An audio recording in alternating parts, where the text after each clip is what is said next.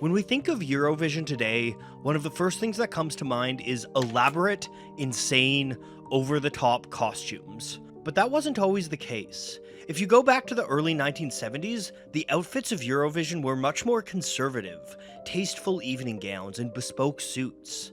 There were the occasional bits of glitter and spunk, but for the most part, it was a classy affair. And then, in 1974, 4 Swedes took the stage looking like this.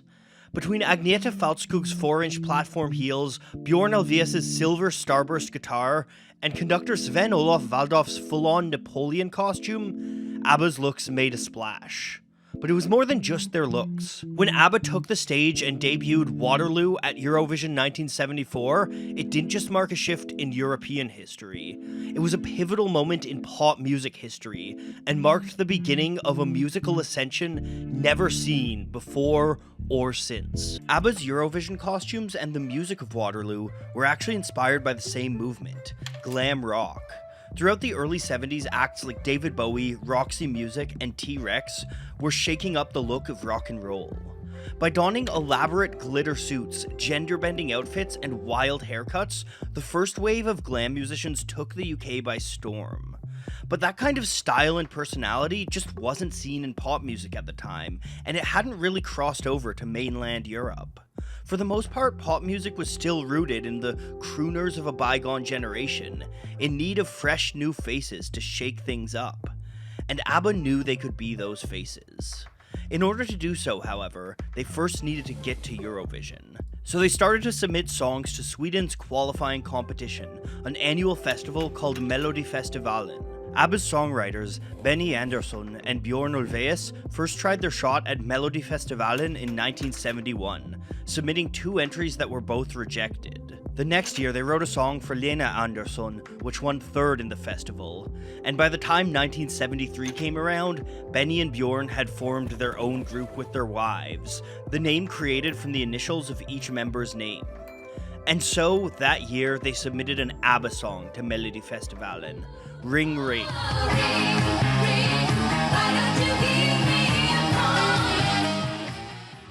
Musically, Ring Ring was inspired by American soul music, specifically the stuff produced by Phil Spector.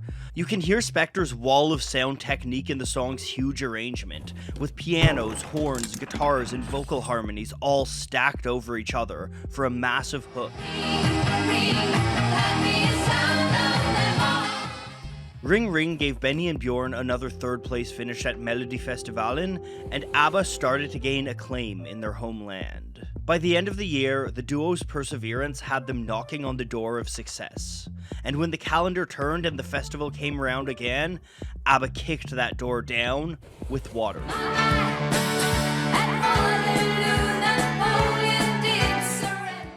Like with Ring Ring, Waterloo found its production roots in Phil Spector's wall of sound, something that comes through plain as day in the chorus.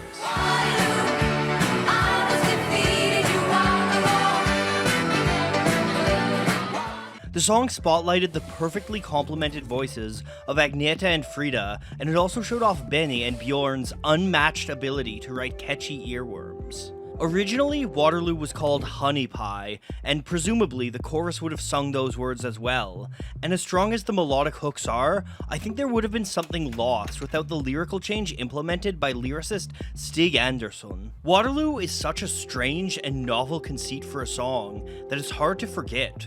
Who else would sing a romance song comparing love to the downfall of one of history's most infamous dictators? And perhaps even more novel than the subject matter of the lyrics was the language in which Waterloo was sung. ABBA's song was the only Melodifestivalen entry in English, and when it won Eurovision, ABBA's song became the first competition winner to be sung in a language other than the country's native tongue. The decision to write in English was another signifier of ABBA's ambition from the start.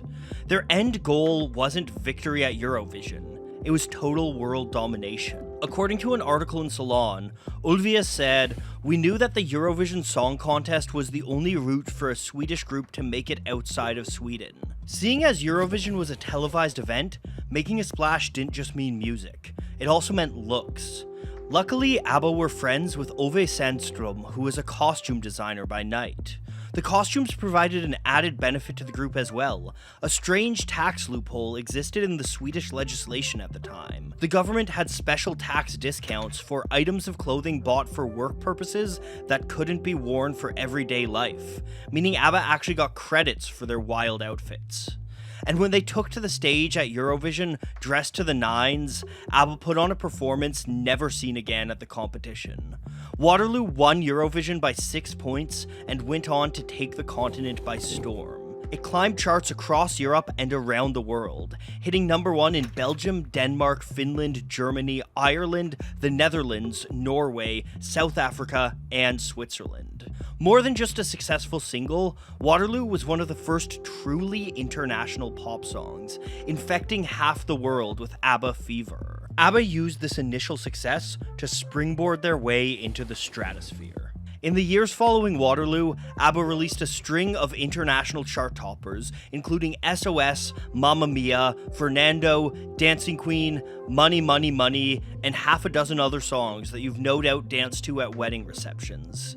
In doing so, they completely shook up the pop scene and transformed what it meant to be a pop star. Benny and Bjorn's huge hook-driven sounds and the glam rock-infused costumes can still be seen in top 40 pop hits to this day. And 31 years after its release, at Eurovision's 50th anniversary celebration, Waterloo was chosen as the best song in the competition's history, an honor it repeated in 2021. When ABBA stepped off the stage following Eurovision 1974, I don't think they could have possibly imagined the heights they were about to hit.